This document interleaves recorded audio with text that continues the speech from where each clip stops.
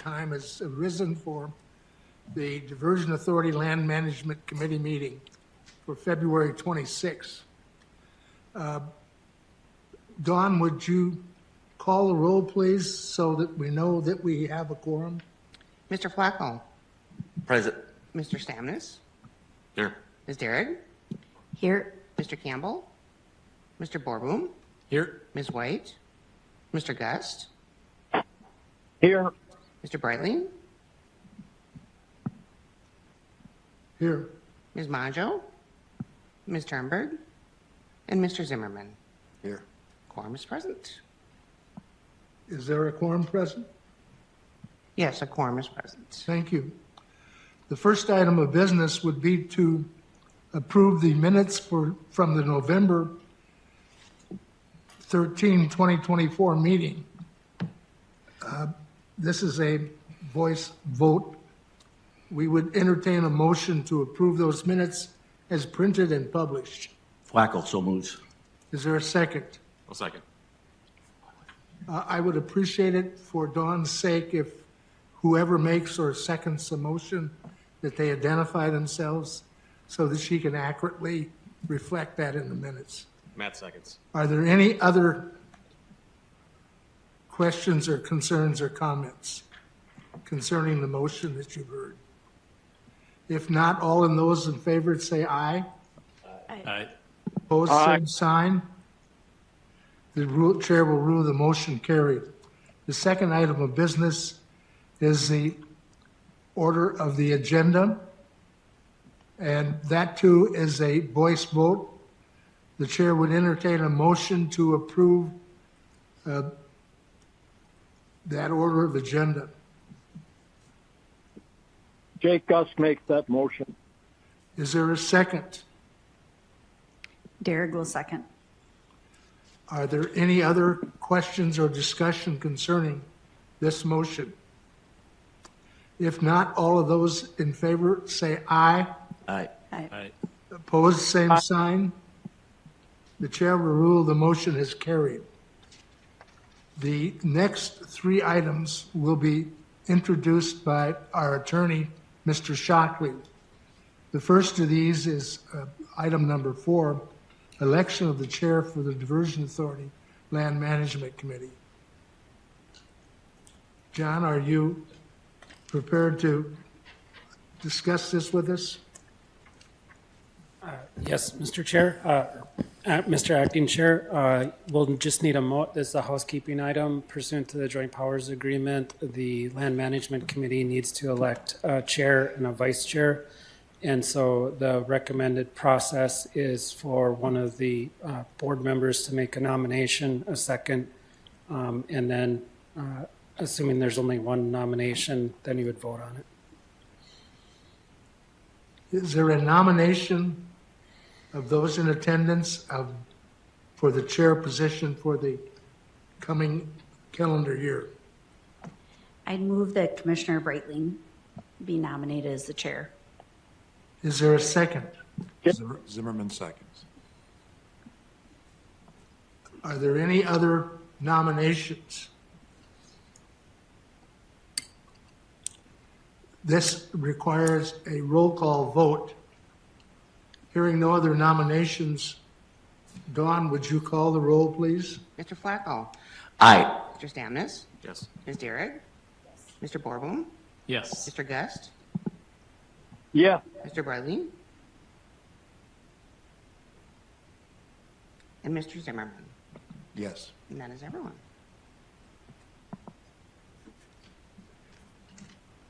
My understanding and correction of the tally is that the motion did carry. The next item of business is the election of a vice chair for the upcoming calendar year. Are there any nominations from the floor for that position? I'd make the nomination that Commissioner Campbell be nominated for the vice chair. Is there a second to that motion? Flacco seconds. Are there any other nominations? Are there any other nominations? Hearing none, Dawn, would you call the roll as to this nominee? Mr. Flacco, Aye. Mr. Stamnis, Yes. Ms. Derrick, Yes. Mr. Borboom, Yes. Mr. Gust, Yes. Mr. Breitling, Yes. and Mr. Zimmerman. Yes. That is everyone. The chair will rule the motion is carried. The next item of business is our three items, all requiring a roll call vote. We're going to ask Mr. Dodds from AE2S to discuss those with us. The first item is the sale of excess land, item number 6. Eric? Yes, thank you. Here, I thought I was going to have the hard part of the meeting, but that was pretty intense. So, anyway, in front of you today, as Commissioner Breitling noted, there are 3 excess land recommendation items. The first one is for OIN 839.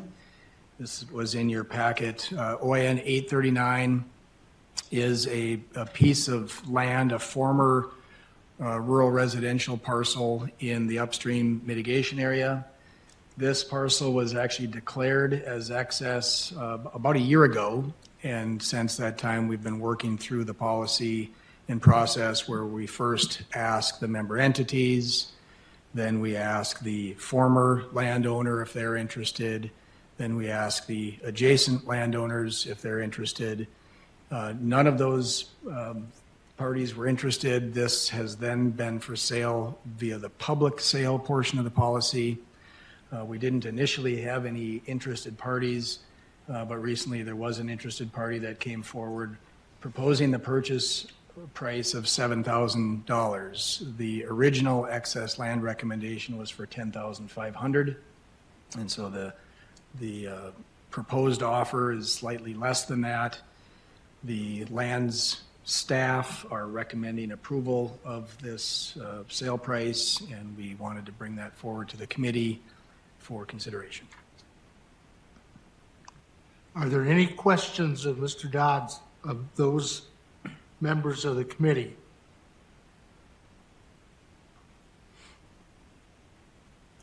Hearing none being asked, I would ask for a motion to approve this recommended sale.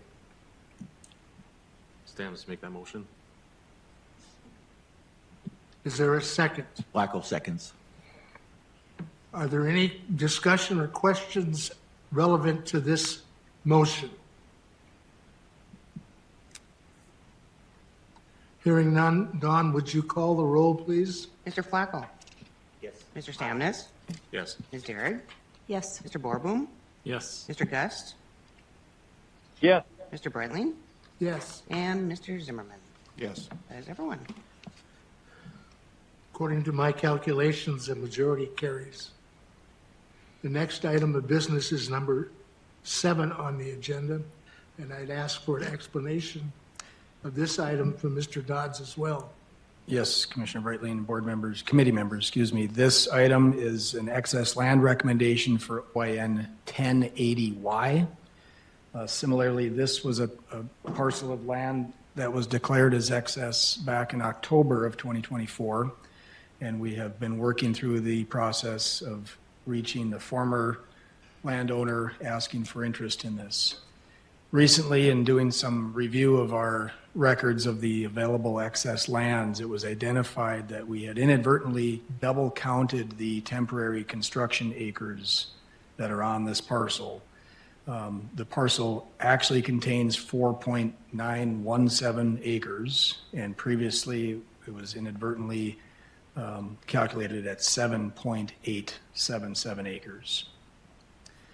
Getting the corrected acres right using the same recommended sale price of $6,700 per acre, the recommended sale price should be $33,000 rather than $53,000. And so because of that correction, we wanted to bring this forward for the committee's consideration in hopes that obviously you would approve this again, and hopefully the former owner or perhaps the adjacent owners would be interested in purchasing this parcel. This is a small sliver of land adjacent to the southern embankment.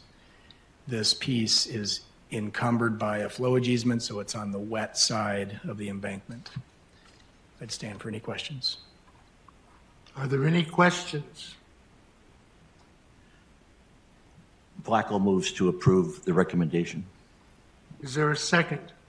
Borboom will second. Is there any further discussion or questions concerning this motion? Hearing none, this also calls for a roll call vote. Dawn, would you call the roll, please? Mr. Flacco. Aye. Mr. Stamnes. Yes. Derek. Yes. Mr. Borboom. Yes. Mr. Gust. Yes. Mr. Breitling. Yes. And Mr. Zimmerman. Yes. That is everyone. Thank you. The chair will rule the motion is carried. The third item is number 8 on your agenda. And I'd ask for Mr. Dodds to review and explain this item as well. Yeah, in your packet, there's quite a bit of material related to this agenda item. This is 3 separate parcels of the former rail corridor in Horace. This portion of the rail corridor is starting in downtown Horace and extends a little bit south. This portion of the corridor includes a stretch that's about 200 feet wide, and then it goes down to about 100 feet wide further south.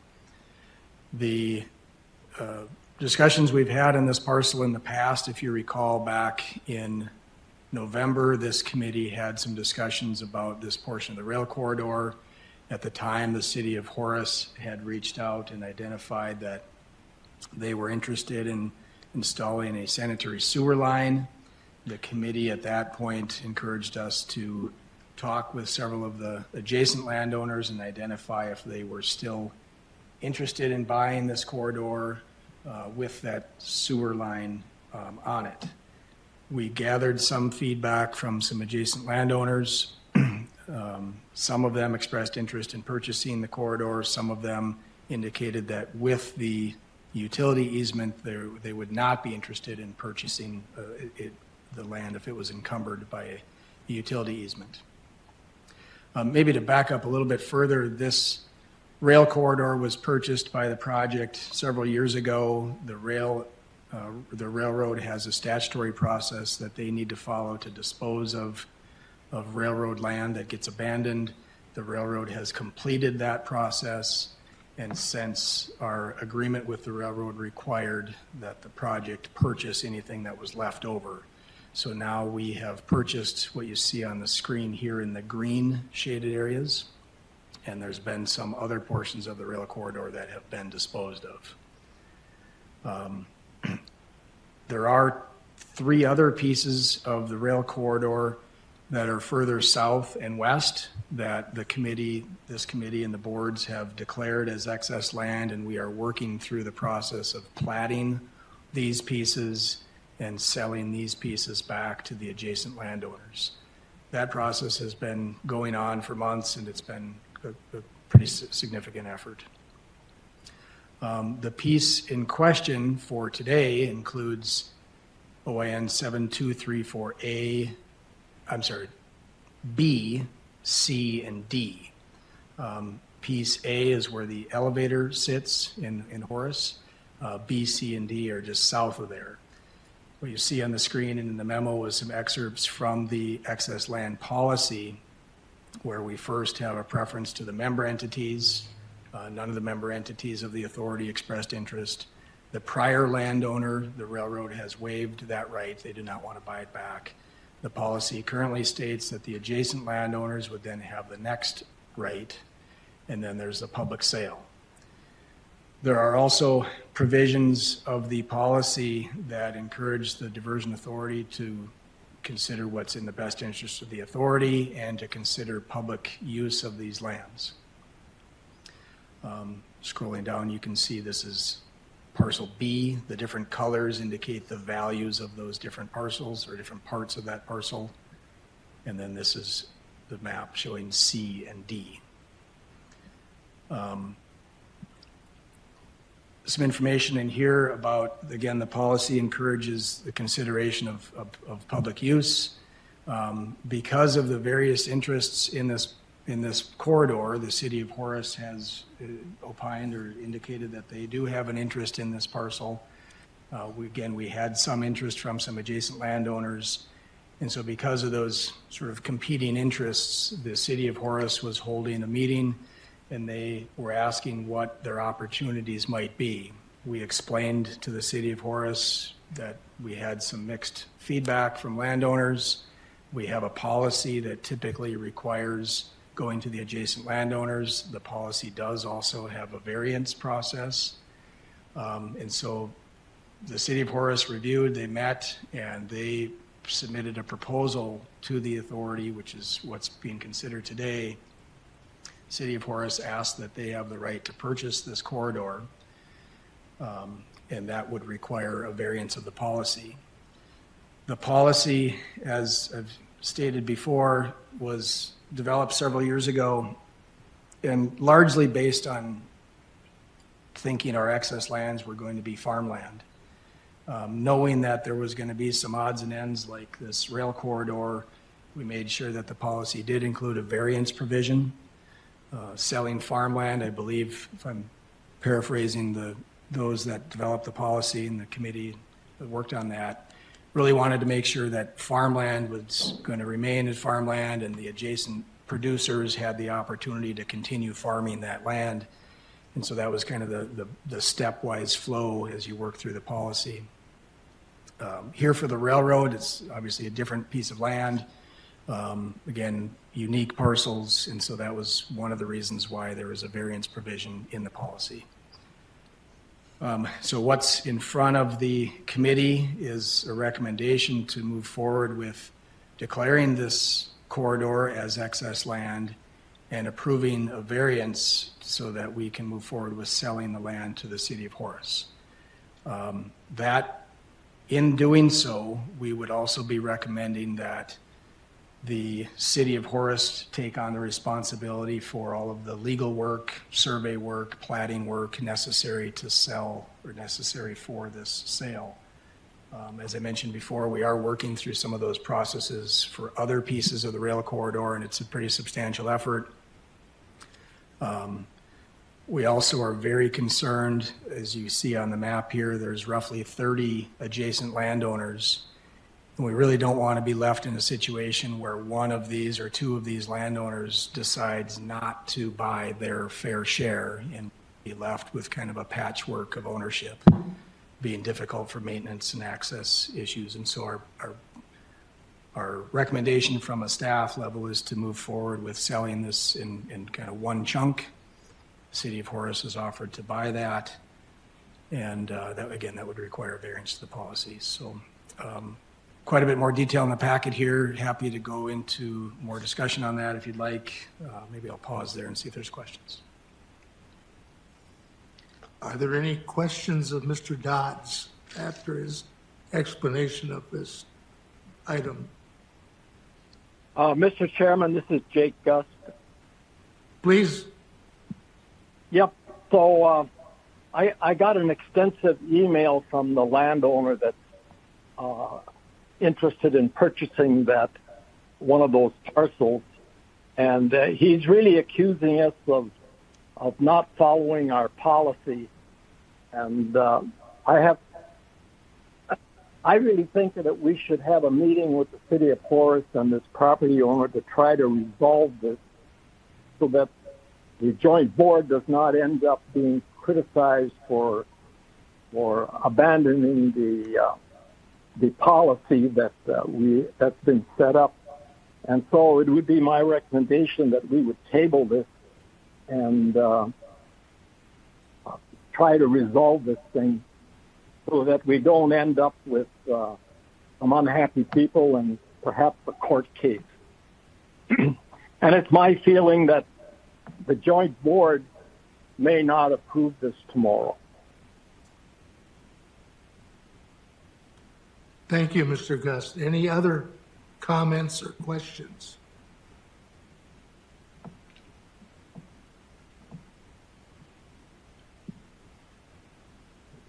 Hearing none, is there a motion that anyone wishes to make? I assume that, Mr. Gust, that you have that's a motion on your part? Yes, I'd be happy to make that a motion. Is there a second to Mr. Gust's motion? Hearing none, the chair will rule that that motion has died or failed for a lack of a second. Is there any other questions or discussion that should take place at this time? So I think I'm newer to the board or the commission or the committee, I guess. And so I think some of the questions I'd have is, I mean, I completely understand it's going to be an all or nothing if we can't come to an agreement with all of the neighbors so that we can exercise selling all the land. It's really kind of an all or nothing discussion. And so how much time do you give to get to that all or nothing? Or do you do a variance from the policy and do a one sale? I think that's one of the things I've been thinking about is how long do you wait to try and figure out if all of them are going to come on? Because you don't want a parcel in the middle of that no one can get to either. And so is there a timeline of if we can't get to it by this timeline, then we do look at a one sale or when have we exhausted everything that we would look at a variance? I would ask the staff to respond to that question. Yeah, maybe just a few thoughts on that. So, right now we have an obligation to maintain this, and that's costing some money, of course, with mowing and maintenance and access issues.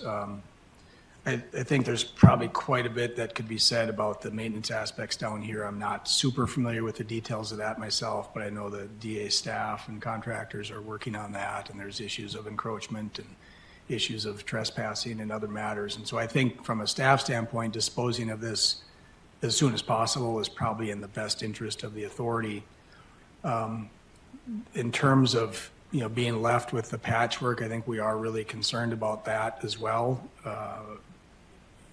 You can imagine having one or two pieces left in the middle and getting access in there for maintaining it and being a good landowner is a complicated factor. Timing wise, we have contacted a handful of these landowners. I'll say maybe half, maybe not quite half of them, because we had their contact information and that sort of thing.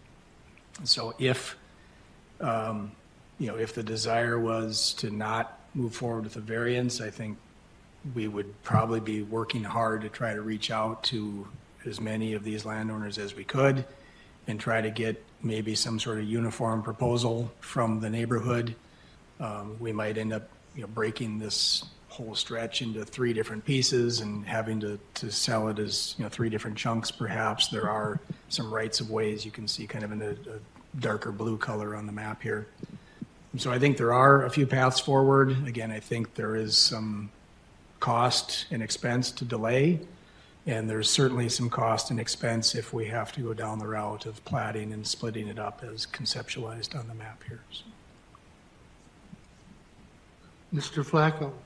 Mr. Chairman and members, I would be more inclined, we're a little bit chicken or the egg here and from my perspective because I haven't been involved in this.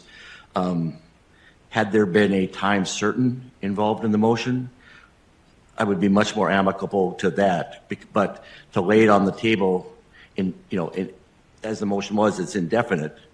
But if it would be different if it was laid on the table until pick a week prior to our next meeting, that date, have a chance to resolve or lay it on the table until our next meeting to give some space to let people weigh in, whether it's Horace or the mini landowners along there.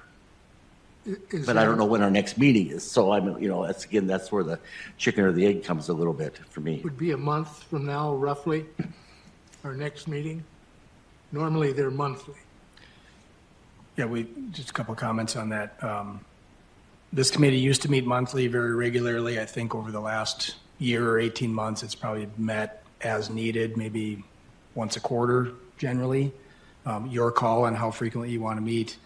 The other thing I would just mention is there is a representative from the proposer here in the crowd. If you are interested in hearing from the city of Horace, I think they're able to comment. They're here. Chairman, could I ask a question of Mr. Dodds? So you said there's approximately 30 homes or 30 different properties out here? And Yep. historically, the Diversion Authority has been the one to create those legal descriptions on all those? On the three other sections of rail corridor that are further south than this, those sales are moving forward to the adjacent landowners. And we've been in the process of working on the purchase agreements, the platting, the surveys. The plat is currently with the city of Horace waiting for their approval. And I guess at this point, we've seen verbal intention from landowners that they will buy their portion, but there's been some turnover of some of those lands throughout the 6-month process that it takes to get all the plats prepared and things. And so we are a little bit concerned that perhaps somebody backs out at the 11th hour. And so because of that experience on that process, I think we're, I guess, frankly, hoping to avoid that process again if we can. But if that's the direction, we'll certainly go that way. And just approximately for these 30 parcels, what would the cost be to create all those documents? Compare against what the potential land sale proceeds may be. Yeah, I mean, I would guess probably rough number, $50,000 worth of effort, staff time, consultant time, legal time.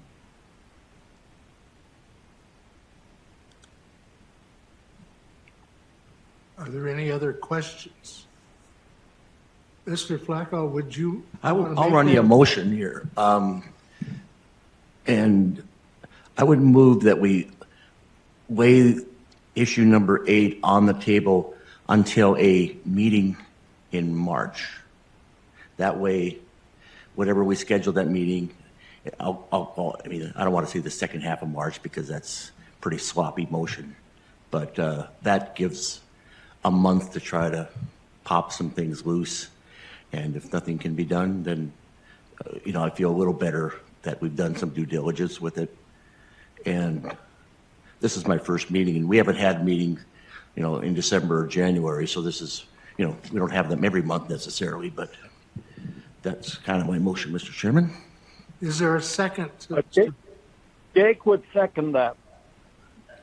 Are there any other questions or discussion concerning the motion that's presently before us? Hearing none, this would require a roll call. Dawn, can you take care of that for us? Mr. Flacco.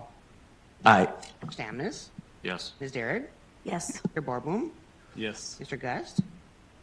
Yes. Mr. Breitling. Yes. And Mr. Zimmerman. Yes. That is everyone. One thing that I should have mentioned to start with, on all of these items, what we're really doing is recommending to the Diversion Authority that they take this action. We're not making that final decision at this time. Even if we had approved all 3 of these, it would simply be in the way of a recommendation to the full board of the Diversion Authority to approve these. I think it's important that we all understand that. Are there any other questions or comments that wish to be made at this time?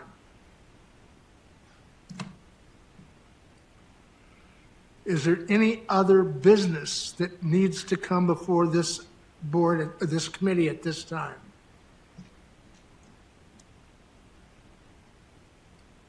We need to determine the next meeting, particularly in light of the motion that we just passed. What would a month from today be? Sorry to interject, but typically this committee would meet the Wednesday prior to the board meeting, which would be Wednesday, March 26th at 3 p.m. is the normal time. Does that meet with the committee's approval? Hearing no objection to that, the chair will rule that our next meeting. Mr. Chairman, this is Jake again. I believe the joint board has moved their meeting at the end of March from Thursday to Wednesday. So that board would be meeting before the plan management meeting. Does that cause a conflict? Well, it won't be able to approve it that week. We'll probably have to wait 2-3 weeks for the joint board to make a recommendation.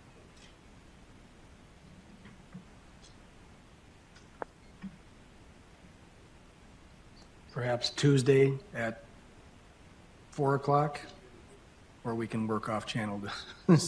What day? March 25th is the Tuesday.